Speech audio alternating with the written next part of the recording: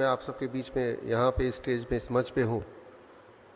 4 minute का समय दिया है, तो इस 4 मिनट में मैं 3 बातें आपको बताना चाहूँगा।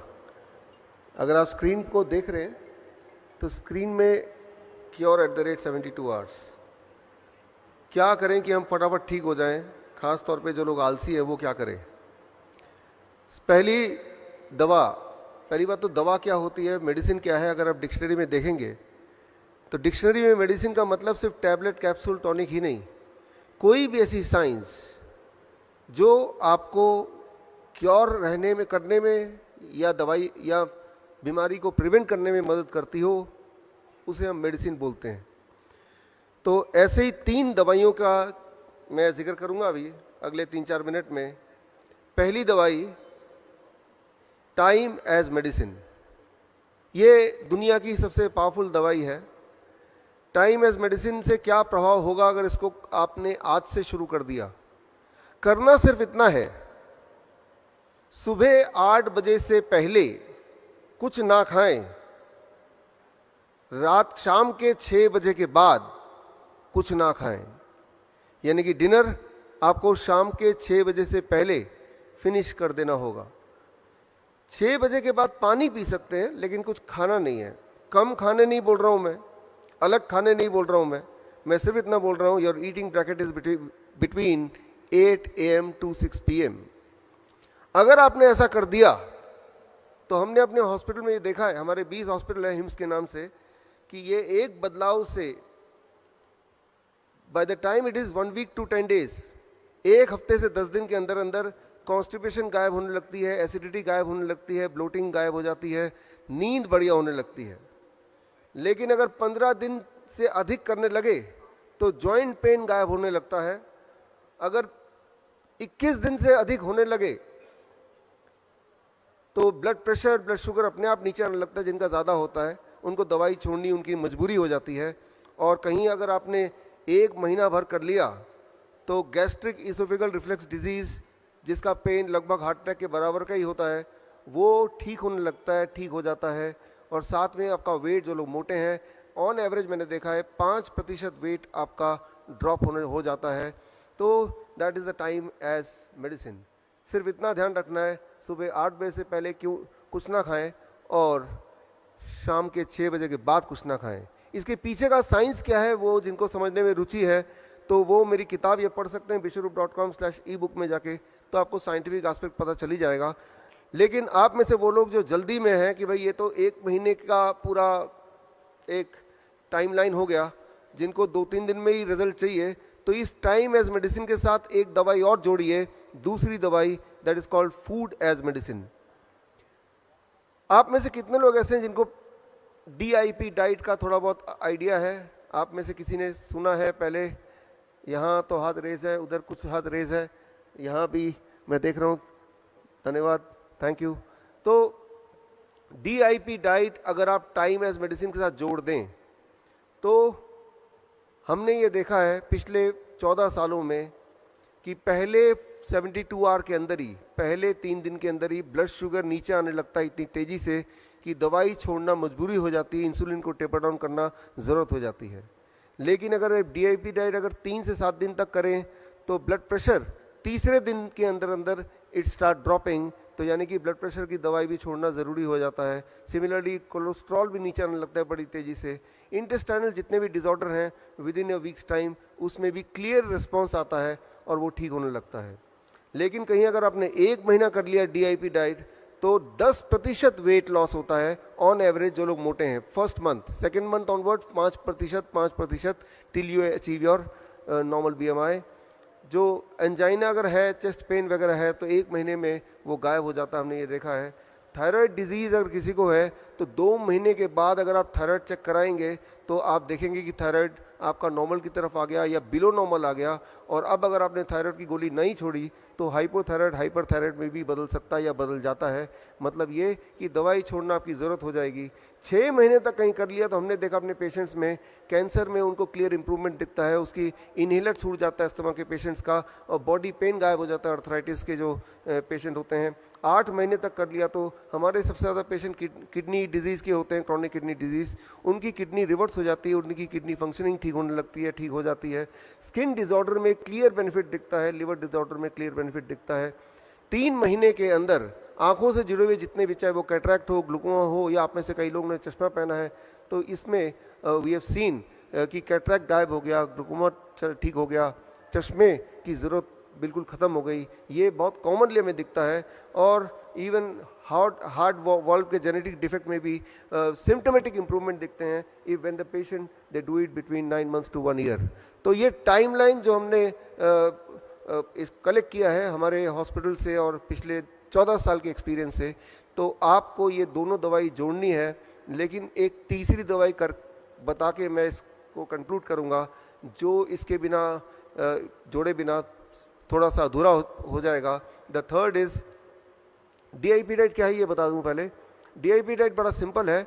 12 बजे तक आपको सिर्फ फल खाना है, 3 से 4 तरह के फल अपने वेट अनुसार। मेरा वेट 70 kg है, एक और शून्य लगा दूंगा तो 700 बन जाएगा। अब मेक इट ग्राम, यानी कि 700 ग्राम कम से कम फल मुझे खाना है 12 बजे से पहले पहले। अधिक कितना भी खा सकते हैं। और कहीं अगर आप डायबिटीज़ के पेशेंट हैं तो ज़रूरी है कि मीठे फल जैसे आम है, चीकू है, अंगूर है, ये ढेर सारा खाएं। जितना ज़्यादा मीठा फल खाएंगे उतनी जल्दी आपका डायबिटीज़ गायब हो जाएगा। ये बड़ा ही इम्पोर्टेंट है। तो आम का सीज़न जब होता है तो हम 1 किलो 2 किलो आम तो खिला ही देते हैं अपने पेशेंट्स को। आप घर पे कर सकते हैं। तो 12 बजे तक कुछ और नहीं खाना है, ना रोटी, ना चपाती, ना नूडल्स एक्सेट्रा। अब लंच एंड डिनर, जब भी आप लंच के लिए बैठेंगे 2 प्लेट लेके बैठेंगे, प्लेट 1 एंड प्लेट 2। प्लेट 2 में आपको वही रखना है जो अभी तक खाते थे, रोटी सब्जी दाल चावल एक्सेट्रा, उसमें कोई कमी नहीं करनी है। लेकिन उससे पहले प्लेट 1 जैसा स्क्रीन पे देख रहे हैं, 4 तरह की कच्ची सब्जी लीजिए जो आपको लगता है कच्चा खा सकते हैं। टमाटर, खीरा, मूली, गाजर, ककड़ी, मटर, सलाद पत्ता, लाल पीली हरी शिमला मिर्च वगैरह वगैरह, जो आपको लगता है आप कच्चा खा सकते हैं या फिर स्टीम करके खा सकते हैं। अब उसको अगर दवा के रूप में आप चाहते हैं कि वो काम करे तो उसकी खाने की क्वांटिटी वेरी इंपॉर्टेंट। आपका बॉडी वेट इंटू 5, मेरा body weight 70 kg into 5, that becomes 350 ग्राम। तो 350 ग्राम से कम खाऊंगा तो वो फूड है, अगर मैं 350 ग्राम के आसपास खाऊंगा then it becomes a medicine. तो इतना वेजिटेबल कच्चा खाने के बाद, साथ नहीं बाद, अब आप प्लेट 2 यानी कुक्ड फूड भरपेट खा सकते हैं। अगर दिमाग में थोड़ा भी ये शक है इतना सारा सलाद खाने के बाद मेरा पेट भर जाएगा, मैं कुछ नहीं खा पाऊंगा, और तो आप देखेंगे कि आपकी एपिटाइट, आपकी भूख, आपका मेटाबॉलिज्म उल्टा बढ़ जाएगा 2-3 दिन के अंदर। और जितनी रोटियां अभी आप खाते हैं उतनी या उससे अधिक खाने की आवश्यकता पड़ेगी, in spite of the fact कि आप पहले सलाद पेट भर के खा चुके हैं। प्लेट 1 एंड प्लेट 2 लंच में भी यही करना है और डिनर में भी यही करना है। याद रखिए, लंच ऑब्लिक डिनर। एक आखिरी छोटी सी बात, और वो ये कि 2 तरह की चीज़ों को छोड़ दीजिए। जो भी चीज़ पैकिंग में आती हो, पैक्ड होती हो, फैक्ट्री से आती हो, और जो भी चीज़ जानवरों से आती हो। जानवरों से कौन सी चीज़ आ सकती है? अंडा, मीट, मछली, या फिर डेयरी प्रोडक्ट, दूध, दही, लस्सी, मक्खन, घी, पनीर, छाछ। छोड़ के देखिए एक बार, जिंदगी भर लेते रहे हैं, और कुछ चीज़ों को जोड़ लीजिए। स्प्राउट्स हैं, नट्स हैं, मुट्ठी भर खा लीजिए जब मर्जी, 6 बजे के बाद नहीं, शाम के उसके बीच में एज ए स्नैक्स। फल 12 बजे के बाद भी खाया जा सकता है एज ए स्नैक्स। धूप में बैठिए 40 मिनट, नहीं बैठ सकते 40 मिनट तो 20 मिनट बैठिए, 20 मिनट भी नहीं बैठ सकते तो 10 मिनट तो बैठ ही लीजिए। तो अब जो मैंने आपको बताया, this is what is called DIP diet, right, along with the time as medicine. एक आखिरी मेडिसिन का जिक्र करेंगे, यहाँ पे अंडरस्टैंड करेंगे, and with that we conclude, that is 0 volt medicine. ये बड़ा इंटरेस्टिंग है, इसमें कोई पैसा भी खर्चा नहीं होना है। आप देख रहे हैं जितनी इलेक्ट्रिकल इक्विपमेंट यहाँ आपको दिख रही है, उसमें सारे के सारे अर्थिंग से कनेक्टेड है, यानी कि जो ऊपर वाला पिन होता है उससे जुड़े हुआ है।